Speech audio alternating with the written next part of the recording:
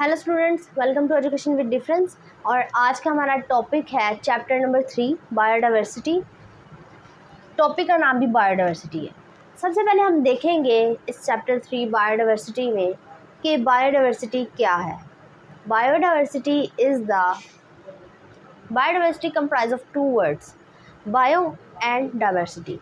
ये दो वर्ड्स हैं, बायो एंड डाइवर्सिटी। बायो का मतलब एज यू नो लाइफ है और डाइवर्सिटी का मतलब वैरायटी होता है। तो variety of life present on earth, variety of life को स्टडी करना, वैरायटी ऑफ लाइफ का मुताला करना is called biodiversity.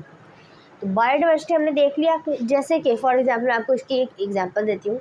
Different kind of organism इस अर्थ पे मौजूद है। ज़मीन पर मुख्तलिफ तरह के जानदार मौजूद हैं, जिसमें कि जानवर हैं, पौधे हैं, इंसेक्ट्स हैं, कीड़े मकोड़े हैं और बहुत सी स्पीशीज़ मौजूद हैं जिनकी डिफरेंट खसूसियात हैं और उनकी अपनी अपनी प्रॉपर्टीज़ भी हैं, कैरेक्टरिस्टिक्स भी हैं। तो हम उनको जब मुताला करते हैं, वैरायटी है ना, वो वैरायटी ऑफ लाइफ का जब हम मुताला करते हैं on the earth is called biodiversity.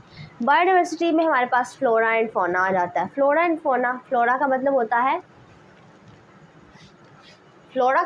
है प्लांट्स और फौना का मतलब होता है एनिमल्स।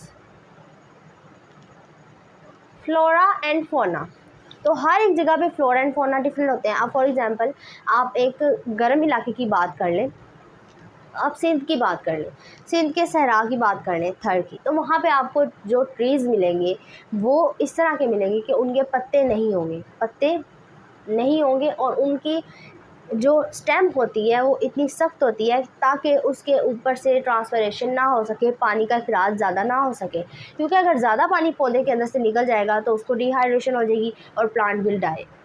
तो इसलिए क्या होता है कि सहरा के क्लाइमेट को एडजस्ट करने के लिए वहाँ के पौधे, वहाँ के ऑर्गेनिजम्स उसके मुताबिक होंगे। जैसे कि वहाँ पे स्नेक्स, लिजर्ड्स और जो भी इंसेक्ट्स वगैरह पाए जाते हैं सहरा में, उनकी करैक्टरिस्टिक्स डिफरेंट होती है टोटली एज़ कम्पेयर टू अगर मैं एक घने जंगल की, एक फॉरेस्ट की बात कर लूँ जहाँ पे सारा साल बारिशें होती हैं। तो वहाँ के जो ऑर्गेनिज्म हैं वो उनकी करैक्टरिस्टिक्स अपने क्लाइमेट के हिसाब से डिफरेंट होंगी। जैसे कि थर में, रेगिस्तान में, किसी भी रेगिस्तान में आप डेजर्ट की बात कर लें तो वहाँ के ऑर्गेनिज्म डिफरेंट होंगे, क्योंकि वहाँ पे बहुत गर्म क्लाइमेट है वहाँ का। और इसलिए टेम्परेट, जो मैंने आपको फॉरेस्ट के बारे में बताया, जंगल के बारे में बताया, वहाँ क्लाइमेट सारा साल बारिशें होती हैं, नमी होती है, उस लिहाज से वहाँ के पौधे भी घने होंगे, ग्रीनरी ज़्यादा होगी एंड वैरायटी ऑफ वहाँ पे ऑर्गेनिज्म पाए जाएंगे। तो बात है कि ट्रॉपिक्स कहते हैं गर्म इलाकों को। टेम्परेट रीजन वो होते हैं जिनमें मोतदल टेम्परेचर होता है, जैसे कि हमारा टेम्परेचर पाकिस्तान। पोलर रीजन्स ऐसे इलाकों को कहते हैं जहाँ पे सारा साल बर्फ़ होती है, जैसे कि Antarctica, Arctic region, Antarctic region. ये पोल्स के जो रीजन्स हैं इनको कहलाते हैं पोलर रीजन्स। तो हर एक डिफरेंट रीजन जो है उसके अंदर हर एक जो ऑर्गेनिज्म, एनिमल या प्लांट पाए जाते हैं उनका डिफरेंट प्रॉपर्टीज़ होंगी, उनके डिफरेंट बॉडी स्ट्रक्चर होंगे, वो उसके माहौल के मुताबिक अडेप्ट होंगे। तो ये है what is the meaning of the biodiversity relevant to the different region जो है उनके हिसाब से वहाँ की बायोडाइवर्सिटी होगी। तो इनको हम स्टडी करते हैं। नेक्स्ट हमारे पास बायोडाइवर्सिटी की इम्पोर्टेंट है, दिस इज़ वेरी इंपॉर्टेंट कि बायोडाइवर्सिटी की इम्पोर्टेंस क्या है। हमारी ज़मीन पर ज़िंदगी जो है वो इसी बायोडाइवर्सिटी की वजह से है। हत्ता के जो ह्यूमंस हैं वो भी सर्वाइव कर रहे हैं बायोडाइवर्सिटी की वजह से। अब क्यों, क्या वजह है इसकी? सबसे पहले तो हम डिफरेंट प्लांट्स हैं। फर्स्ट पॉइंट जो यहाँ पे है वो फूड का है। डिफरेंट प्लांट्स जो हैं वो फ्रूट प्रोड्यूस करते हैं। हम क्रॉप्स जो हैं, फसलें हैं, वो भी तो प्लांट्स ही है ना, हम वहाँ से ही ग्रो करते हैं अपने वेजिटेबल्स और जो भी फूड आइटम्स होती हैं सारा कुछ। तो plants are the major source of food for the humans. तो ह्यूमंस के लिए प्लांट जो है वो बहुत अहम है खुराक हासिल करने के लिए। इसके अलावा एनिमल जो है, कुछ एनिमल्स जो हैं उनको भी यूज़ किया जाता है डिफरेंट पर्पसेस के लिए। तो प्लांट्स एंड एनिमल्स इस हवाले के से फूड के तौर पे और डिफरेंट मकासद के लिए इस्तेमाल होते हैं। नेक्स्ट है मेडिसिन्स। अब कुछ ऐसी जड़ी बूटियाँ, कुछ ऐसे प्लांट्स हैं जो कि यूज़ होते हैं for the treatment of many disease. बहुत सी डिजीज़ के हल के लिए, सोल्यूशन के लिए, इलाज के लिए हम यूज़ करते हैं मुख्तलिफ प्लांट्स को।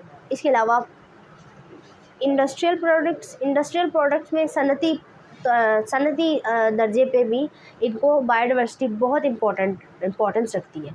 जैसे कि हम वुड यूज़ करते हैं ट्रीज़ की, जिसको हम बिल्डिंग बनाने के लिए, हम और भी मुख्तलिफ़ मकासद के लिए इस्तेमाल करते हैं। इसके अलावा रेजिन्स, गम्स, रबर, फाइबर, ये सारी चीज़ें दरख्तों से हासिल की जाती हैं और इनको इंडस्ट्री में फ़र्दर प्रोसेस के लिए एज अ रॉ मटेरियल मुख्तलिफ़ चीज़ें बनाने के लिए इस्तेमाल किया जाता है फ़र्दर। तो बायोडाइवर्सिटी में यही तो बात कर ली हमने प्लांट्स और एनिमल्स की किस तरह यूज़ होते हैं। इसके अलावा बायोडाइवर्सिटी हमारे एनवायरनमेंट के लिए भी बहुत इंपॉर्टेंट है। जैसे कि वाटर अवेलेबिलिटी के लिए बायोडाइवर्सिटी जो है वाटर साइकिल को भी मेंटेन रखती है। अगर आपने ये चीज़ सुनी होगी कि अगर कोई बीमारी है वो किसी जंगल में फूटती है, जंगल में, और वहाँ पे पैदा होती है जानवरों में, तो वो ह्यूमन की तरफ भी ट्रांसफ़र होना शुरू हो जाती है। तो ये बायोडाइवर्सिटी का बहुत इंपॉर्टेंस है हमारे लिए, और वो होती भी क्यों है, वो हमारी की वजह से होती है, ह्यूमन की वजह से, क्योंकि हम मुदाखलत करते हैं नेचुरल बायोडाइवर्सिटी के साइकिल में।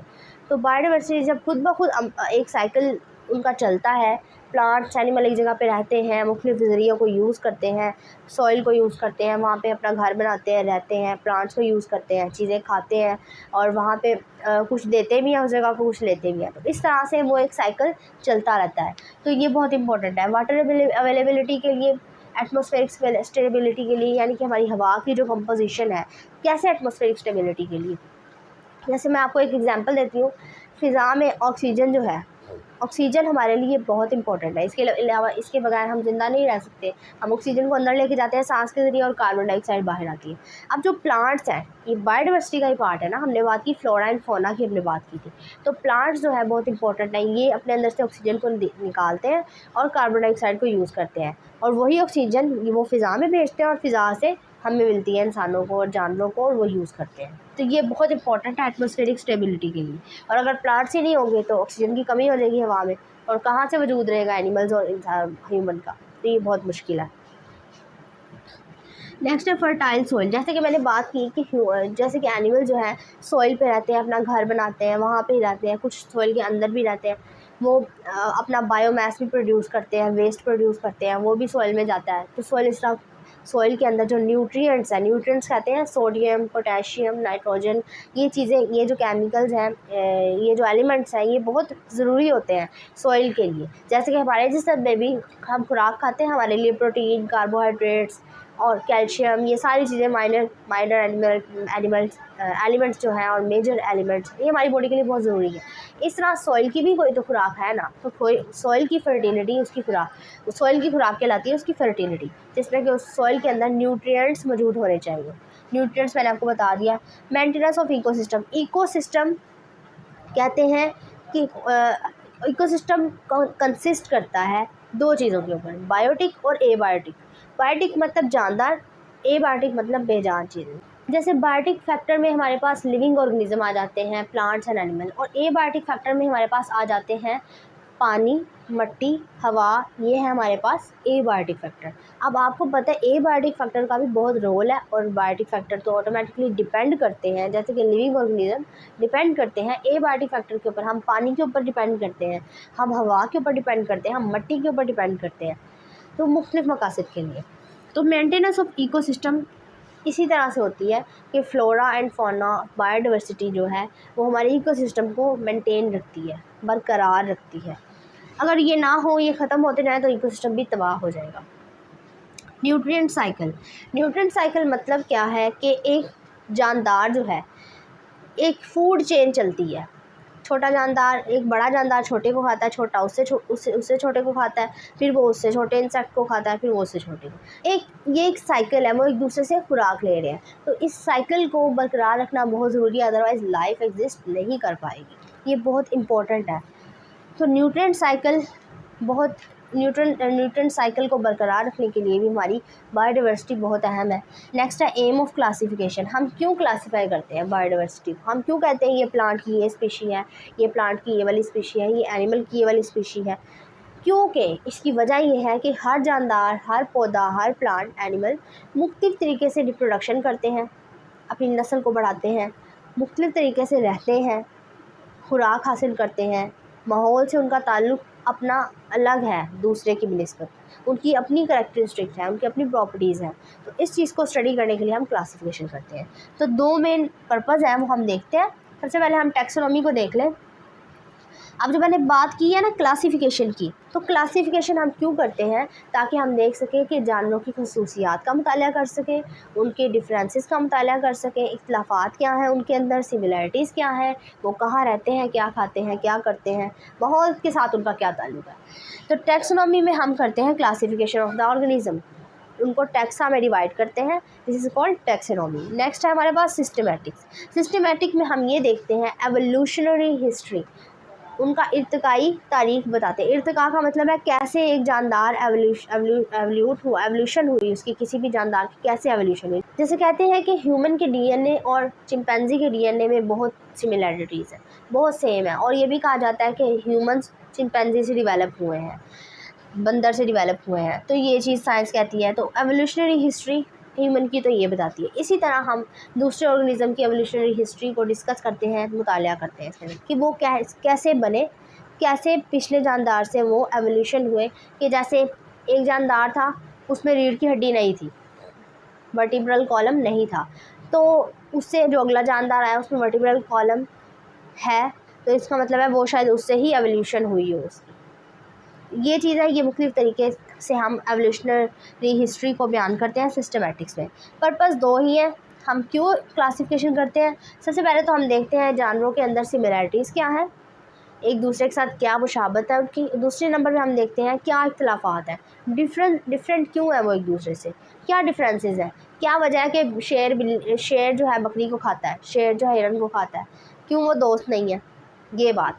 तो हम ये साइंस ही तो इस चीज़ को स्टडी करती है कि क्या डिफरेंसेस हैं। बिकॉज जो शेर है वो कार्निवोरस एनिमल है और जो बकरी है वो हर्बीवोरस एनिमल है। ये कहाँ से पता चला, ये भी साइंस से पता चला, ये हमारी सिस्टमेटिक्स, टैक्सोनॉमी और क्लासिफिकेशन से पता चला। तो नेक्स्ट हमारे पास है purpose evolutionary relationship. Evolutionary relationship की जैसे मैंने बात की, ह्यूमन और चिंपैंजी की मैंने मिसाल दी कि उनको देखा गया, बताया जाता है कि चिंपैंजी जो है बंदर है उससे डेवलप हुआ है, इवॉल्व हुआ है ह्यूमन। तो इस और भी बहुत से ऑर्गेनिज़म को इसी बिना पर स्टडी किया जाता है। तो डिफरेंट ऑर्गेनिज़म इस तरह से उनकी एवोल्यूशनरी हिस्ट्री को स्टडी किया जाता है। तो ये था आपका आज का लेक्चर। उम्मीद है कि आपको लेक्चर समझ आ गया होगा। अगर आपका इसमें कोई भी क्वेश्चन हो तो आप मुझसे कमेंट में ज़रूर पूछें। Thank you.